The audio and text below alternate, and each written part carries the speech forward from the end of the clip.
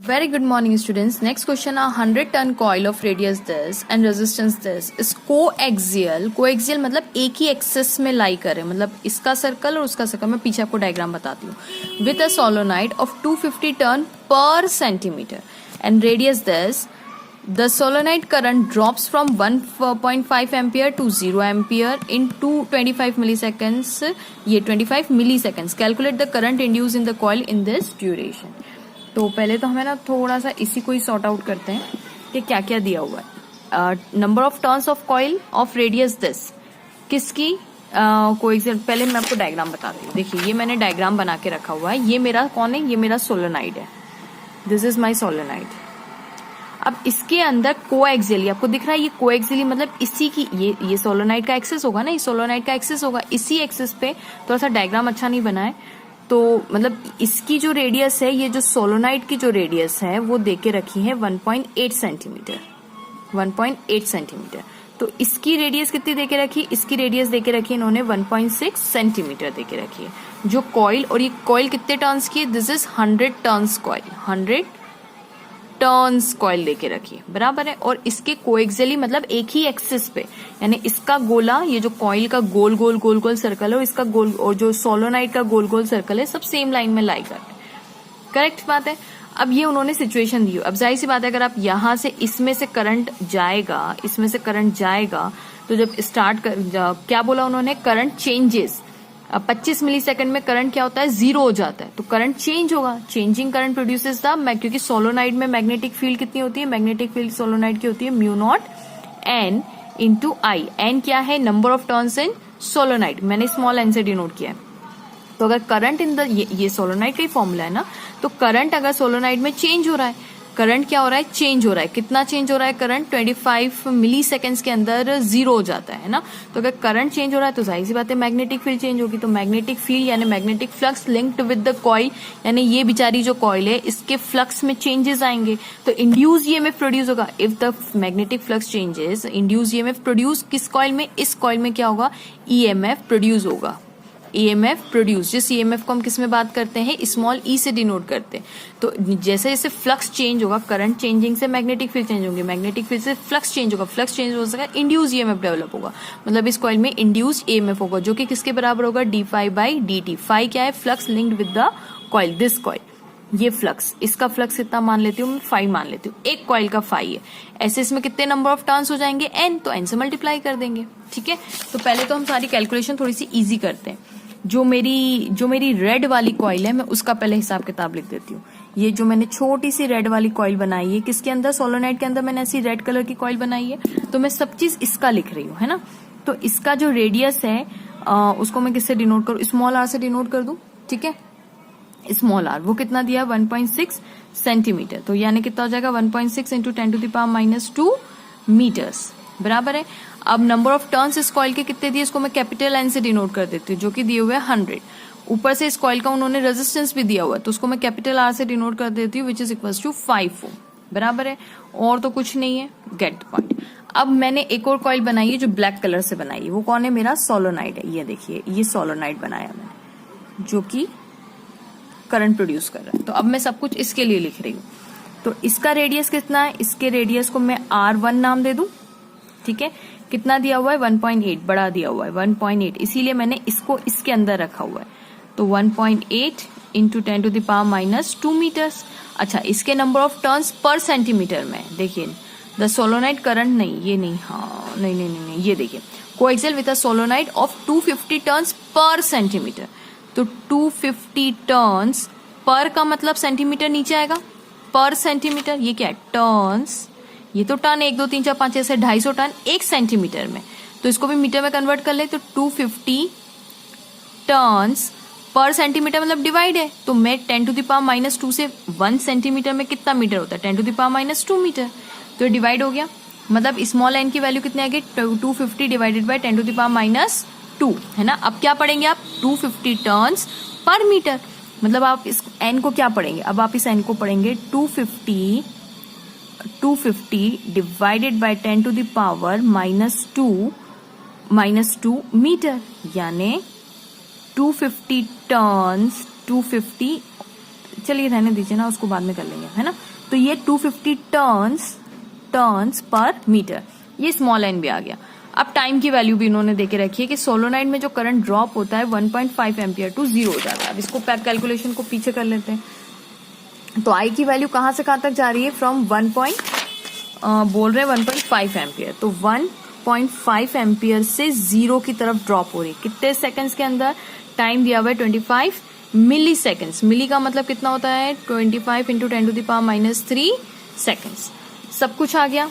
इसका मतलब गौर से देखिएगा स्टूडेंट्स, मुझे दिया हुआ है I2 minus I1 upon change in time, यही तो करंट होता है, I2 minus I1 into change in time. Okay, तो चेंज इन मतलब इसको मैं क्या लिख सकती हूँ, delta I over delta T लिख सकती हूँ क्या मैं, और मतलब क्योंकि इतना बड़ा दिया है तो मतलब जब मैं हमेशा समझाती हूँ, जब आपको रेंज इतनी बड़ी दे के रखी हो ना, तो हम DI बाई DT की जगह हम उसको delta I by delta T से रिप्लेस कर देते हैं, क्योंकि काफी लार्ज वैल्यू, गैप जो दी हुई इंटरवल काफी लार्ज दिया हुआ है, तो DI रिप्लेस हो जाता है डेल्टा से। DI कब यूज करते हैं, जब बहुत छोटी 0.0001 0.0001 0.0000 इतने छोटे छोटे वैल्यू के लिए जब आपको हिसाब करना हो ना, तब आप DI रखते हैं, अदरवाइज डेल्टा I से भी काम चल जाता है। ठीक है, तो इसकी वैल्यू देखिए, अब ये मेरा I1 होगा और ये मेरा I2 होगा, क्योंकि करंट पहले I1 यहाँ पे था फिर 0 हुआ, तो I2 मेरा कितना हो जाएगा 0 और I1 कितना हो जाएगा 1.5, है ना। क्या बोल रही हूँ मैं, I2 मेरा 0 क्योंकि लास्ट में करंट 0 पे गया, तो I2 की वैल्यू, I1 कितना है मेरे पास 1.5 है। ठीक है, डिवाइडेड बाय कितने मिली सेकेंड्स में, 25 इंटू 10⁻³ सेकेंड्स। ये देखिए कन्वर्ट कर दिया, तो आंसर आ जाएगा -1.5 इंटू 25 इंटू 10⁻³ ये कितना आ जाएगा मेरे पास, delta I over delta T। अब हमने सब कुछ कर लिया, खाली वैल्यूज रखनी है, तो देखते हैं अब सिस्टमेटिक हम लोग काम कर रहे हैं। ठीक है, तो सबसे पहले इंड्यूस ईएमएफ निकालते हैं। क्यों इंड्यूस ईएमएफ निकाल रहे हैं, क्योंकि हमें बोला गया है what is the current, question पढ़िए, calculate the current induced in the coil. इस ड्यूरेशन के अंदर जब करंट इस सोलोनाइड में 1.5 से 0 की तरफ जा रहा है, तो बताइए कॉइल के अंदर कितना करंट इंड्यूस हुआ होगा। मतलब हमें इस रेड वाली कॉइल के अंदर करंट निकालना है, मुझे रेड वाली कॉइल का क्या निकालना है, करंट निकालना है। ठीक है, चलिए तो अब मुझे बताइए कि इस कॉइल में जो करंट रिड्यूस हो रहा है, इसकी वजह से मैग्नेटिक फील्ड चेंज हो रही है, मतलब मैग्नेटिक फ्लक्स इस कॉइल में भी असर पड़ेगा उसका। तो magnetic flux linked with the coil changes, कौन से, इस वाली, ये रेड वाली कॉइल में जो फ्लक्स होगा वो चेंज होगा। तो मैं induce EMF is equal to होता क्या है, d∅/dt होता है माइनस d∅/dt, करेक्ट बात है ना, linked with the coil changes. तो यहाँ पे चेंज होगा किसका फ्लक्स, इस रेड वाली कॉइल का फ्लक्स। तो जो भी फ्लक्स रेड वाली कॉइल का है, तो सब कुछ रेड वाली कॉइल का रखेंगे, मतलब d/dt ऑफ माइनस फ्लक्स की वैल्यू कितनी होती है, फाई कितना होता है, B.A। ओके, तो B, अच्छा फ्लक्स ये एक का फ्लक्स फाई है, तो ऐसे नंबर ऑफ टर्न्स कितने, इसमें n टर्न्स कितने हैं 100, तो मैं 100 से मल्टीप्लाई कर दूं, इनटू n कर दूं। अच्छा B.A को भी यहीं पे ही सॉल्व कर लेते हैं। मुझे बताइए मैग्नेटिक फील्ड की ये एरिया वेक्टर और मैग्नेटिक फील्ड सेम डायरेक्शन, मतलब BA cos थीटा बीटा लगेगा यहाँ पे। ठीक है, तो मैं यहाँ पे डायरेक्ट BAN कर दूं, करेक्ट। तो magnetic flux linked with the coil और A सेम डायरेक्शन, काम हो गया मेरा। तो BA into N, got the point. अब यहाँ पे गौर से देखिए कि N की वैल्यू कांस्टेंट है 100, A भी कांस्टेंट है, किसका एरिया है ये, इस फ्लक्स का, तो एरिया भी तो इसी वाली छोटी वाली कॉइल का लेंगे ना, तो सब बाहर निकाल देते हैं जो कांस्टेंट है। N को बाहर निकाल दीजिए, एरिया को बाहर निकाल दीजिए, हमारे पास आंसर बचेगा dB/dt। इसको थोड़ी देर में देखते हैं। तो पहले N की वैल्यू में रख दूं, कैपिटल N की वैल्यू कितनी थी, देखिए मैंने बताई हुई है, कैपिटल N से डिनोट किया 100 है। ठीक है, एरिया ऑफ द कौन सा, ये वाला एरिया πr², तो रेडियस ये है, तो r की वैल्यू कितनी, इतनी हो जाएगी 1.6 इंटू 10⁻², करेक्ट है। तो हम सारी वैल्यूज यहाँ पे रख देते हैं, -100 इंटू एरिया कितना है पाई इंटू r का स्क्वायर, a कितना है πr², pi as it is रहने दीजिए, r की वैल्यू 1.6 इंटू 10⁻² का होल स्क्वायर, तो 1.6 इंटू 10⁻² का होल स्क्वायर, ये हो गया πr²। अब आ गया dB/dt, rate of change of magnetic field. अब मुझे बताइए, मैग्नेटिक फील्ड आपकी सोलोनाइड डेवलप कर रही है ना, तो सोलोनाइड की मैग्नेटिक फील्ड होती कितनी है? तो B is equals to mu not N into I होती है। करेक्ट बात है। अब लेकिन यहाँ पे तो dB बाई dt दे रहे हैं, तो मैं इसको क्या करती हूँ, डिफ्रेंशिएट करती हूँ विथ रेस्पेक्ट टू टाइम, क्योंकि करंट भी तो टाइम के साथ चेंज हो रहा है। तो d by dt of mu not N into I. अब ये म्यू नॉट और N तो कांस्टेंट है, N की वैल्यू कितनी बोली, 250 turns divided by 10 to the power minus 2 metre, turns पर मीटर हो गया अपना काम। अच्छा, म्यू नॉट की वैल्यू भी आपको पता है 4 pi into 10 to the power minus 7। तो थोड़ा सा यहाँ पे प्यार से कैलकुलेट कर लेते हैं। म्यू नॉट बाहर निकाल लीजिए, आई बाहर निकाल लीजिए, D I by D T. अब म्यू नॉट की वैल्यू कितनी होगी, 4 pi into 10 to the power minus 7 into number of turns 250 divided by 10 to the power minus 2 into D I by D T. Wow, और D I by D T मैंने बोला कि अभी delta I by delta T भी रख सकते हैं, that is nothing but equals to, direct value रख दूं मैं, d I by D t को ये लिख सकते हैं, और that is value of, answer कितना आ जाएगा, minus 1.5 divided by 25 into 10 to the power minus 3। Correct बात है। Okay, that is will be equals to, इसको प्यार से सॉल्व कर लेते हैं जितना हो सके। देखिए, ये हो जाएगा 4 pi into 10 to the power minus 7। गौर से देखिएगा, ये यहाँ पे 10 है, करेक्ट, और ये 2 और 3 2 5, करेक्ट। ऊपर जाएंगे, चलिए मैं लिख देती हूँ इसको, मैं 25 इंटू 10 कर दूं, ये 250 को ऐसे लिख दूं 25 इंटू 10, और ये माइनस को थोड़ा यहाँ लिख देती हूँ, क्योंकि माइनस यहाँ जैसे ही रखेंगे ना प्लस का हो जाएगा, और होना भी चाहिए। और ये 1.5 एज इट इज, ठीक है, divided by 10 to the power minus 5 है ना, और इंटू 25। देखिए ये और ये गया, गॉट द पॉइंट। अब ये 5 ऊपर जाएगा तो पॉजिटिव 6 हो जाएगा, और पॉजिटिव 6 मतलब अब कितना हो जाएगा, minus 4 pi into 10 to the power minus 7 into 10 to the power plus का 5, ये माइनस 5 ऊपर जाके प्लस का 5, और एक 10 तो है ही यहाँ पे, इंटू 1.5।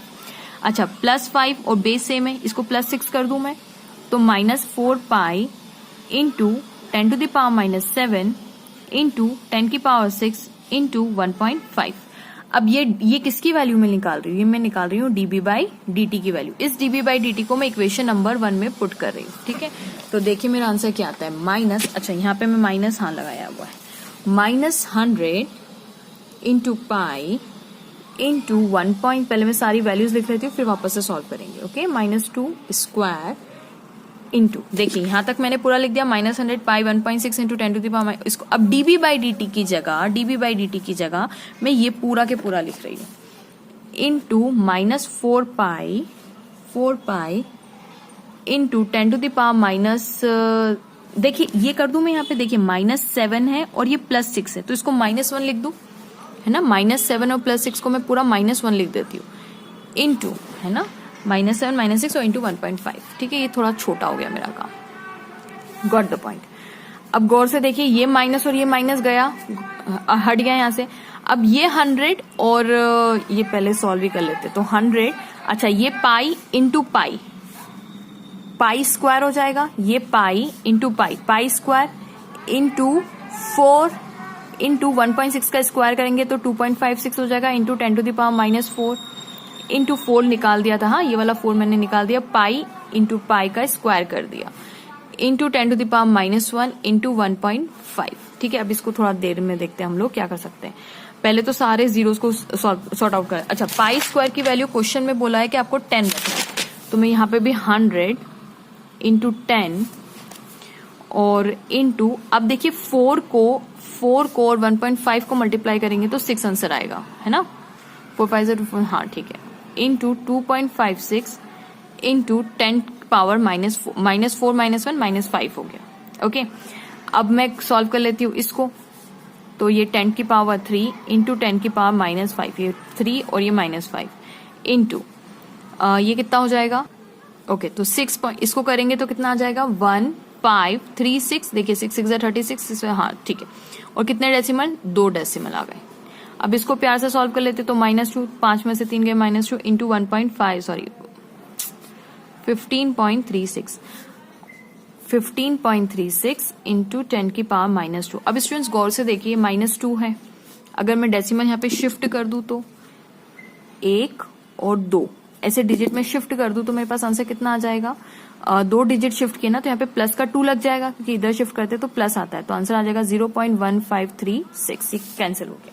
अच्छा, ये क्या निकाल रहे थे हम, इंड्यूस ईएमएफ निकाल रहे थे, इसका वो क्या आता है, वोल्टेज पास आ गया इंड्यूस ईएमएफ। अब स्टूडेंट्स एक चीज थोड़ा सा एक्स्ट्रा बता देती हूँ यहाँ पे कि इंड्यूस ईएमएफ हमारा पॉजिटिव आया है, ठीक है। इसका मतलब ये हुआ कि आप सोचिए कि ये मेरा, ये यहाँ पे देखिएगा, ये मेरा सोलोनाइड है ना, इसके अंदर मैंने मेरा एक और छोटा सा प्यारा सा एक कॉइल रखा है जो कि 100 टर्न्स की है, ठीक है। अब ये किससे जॉइंड है, लेट्स से यहाँ पे मैंने बैटरी लगा दी है ना। अब बैटरी करंट मतलब एसी भी लगा सकते हैं, बट वो इंस्टेंटेनियस की बात हो जाती है, वहाँ पे बैटरी से थोड़ा ज्यादा अच्छे से समझ में आ जाएगा, तो मैंने बैटरी लगा दी है। अब ये क्या है ना, करंट 1.5 एम्पियर से 0 की तरफ जा रहा है, मतलब करंट क्या हो रहा है, रिड्यूस हो रहा है आउटर साइड में। तो अगर करंट रिड्यूस होगा तो जाहिर सी बात है मैग्नेटिक फ्लक्स, जो हमारा बी का फॉर्मूला क्या था, सोलोनाइड का फॉर्मूला है μ0 तो अगर करंट कम हो रहा है तो जाहिर सी बात है धीरे धीरे मैग्नेटिक फील्ड भी कम होगी। तो इस कॉइल में, जो मेरी रेड वाली कॉइल है, इसमें कुछ इस तरीके से करंट इंड्यूस होगा कि वो अब इसको अपोज नहीं करेगा, वो उसके साथ चलेगा। मतलब थोड़ी देर के लिए समझिए कि ये आउटर कॉइल के अंदर मैग्नेटिक फील्ड मान लीजिए अभी इस डायरेक्शन में, कब इस डायरेक्शन में, जब ये रिड्यूस हो रहा है फ्रॉम 1.5 एम्पियर टू 0, तो 1 अभी इतनी बड़ी थी, अब धीरे धीरे देखिए कम होगी, कम होते होते 0 हो जाएगी, क्योंकि करंट डिक्रीज हो रहा है, ठीक है। करंट डिक्रीज के साथ मैग्नेटिक फील्ड का मैग्नीट्यूड थोड़ा कम हो रहा है, तो इस कॉइल की जो मैग्नेटिक फील्ड है ये क्या करेगी, इसके सपोर्ट में आ जाएगी। अब वो इसके सपोर्ट में सेम डायरेक्शन में आ जाएगी, ताकि इसको रिड्यूस होने से बचा सके। ऑफ कोर्स लास्ट में तो 0 ही होना है, लेकिन धीरे धीरे करके इसका सपोर्ट करेगी ताकि वो रिड्यूस ना हो। तो इस कॉइल में, तो इसीलिए हमारा ईएमएफ भी पॉजिटिव आया है, ठीक है। अब इन्होंने नेक्स्ट क्वेश्चन हमसे पूछा है कि मेन क्वेश्चन तो यही था कि कैलकुलेट द करंट इंड्यूस, तो करंट इंड्यूस कितना होगा, इंड्यूस करंट तो इंड्यूस ईएमएफ, और डिनाई तो कर ही नहीं सकते, V/R ही होता है फॉर्मूला। तो 0.1536 divided by R, R is the resistance, resistance कितना दिया हुआ है 5 ओम, तो इसकी वैल्यू होगी 0.03072 एम्पियर। इसको आप डिवाइड करेंगे तो, ठीक है। तो ये हमारा सोल्यूशन था और क्वेश्चन भी सॉल्व हो गया। सो होप स्टूडेंट्स आपको क्वेश्चन पसंद आया होगा, समझ में आया होगा, and please please please don't forget to like, subscribe and share my channel. आपका एक सब्सक्राइब, आपका लाइक, आपका शेयर वंडर्स कर सकता है। So please don't forget to like and subscribe and share, and thank you so much for watching.